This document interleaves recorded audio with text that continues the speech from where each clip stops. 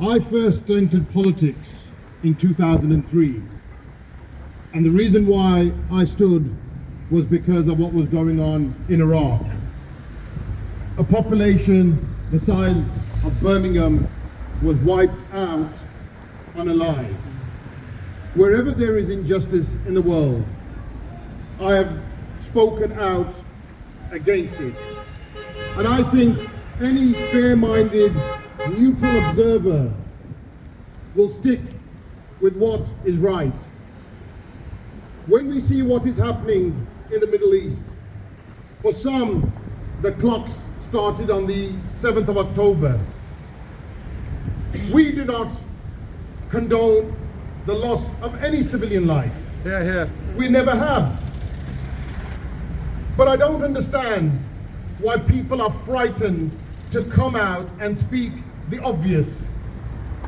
In this country, the YouGov poll conducted across all regions has identified that 76% of the communities are in favor of an immediate ceasefire. Yes. Only 3%, maybe 8%, have said that there should be no ceasefire. What does that tell political leaders up and down the country? That if the YouGov poll, where the majority of those that have been surveyed, and they pick people from all backgrounds, all ages and all regions, if the majority are saying that there ought to be an immediate ceasefire, then that's what politics is about. It's from bottom up. If a community is saying this is a policy that we should adopt, it's the responsibility of politicians to listen to the communities and to make sure that their voices are heard, whether it's in the council chamber, whether it's in the House of Parliament. They should not be oppressed. It never has been a top-down approach where leaders of political parties pressurize those politicians into holding a particular stance. It's not politics. That's not democracy. Freedom of speech. That is absolutely what my friend has said. It's a freedom of speech, freedom of expression, and it's democracy. It's reflected in ballot boxes. And so when we see what's taking place last night, just imagine for a moment, all electricity switched off, complete darkness, and then you are being bombarded with missiles. Telecoms has been cut off.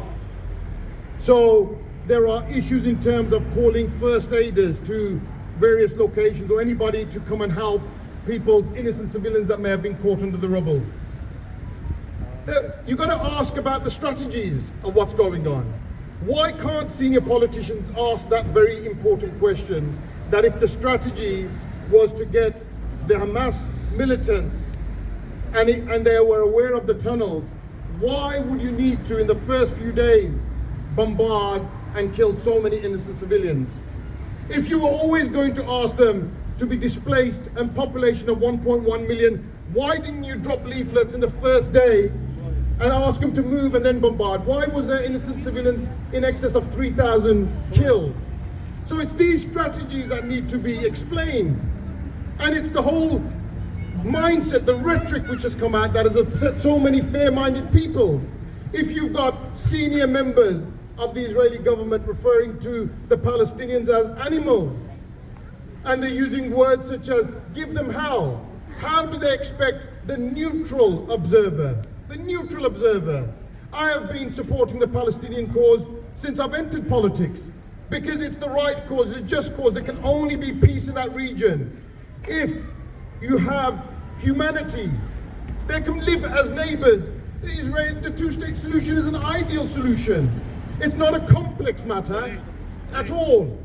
They can live as neighbors. All the Palestinians seek is freedom. Is that too much to ask for?